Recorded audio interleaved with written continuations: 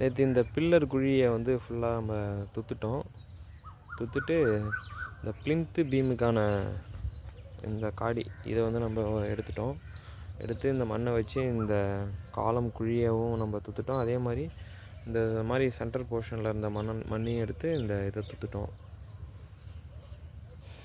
Fill பண்ணிட்டோம். மழைங்கிறதால அவங்களுக்கு ரொம்ப இதாக இருக்குது, தண்ணி கிண்ணிமா உலையாக இருக்குது. நைட்டு கொஞ்சம் மழை.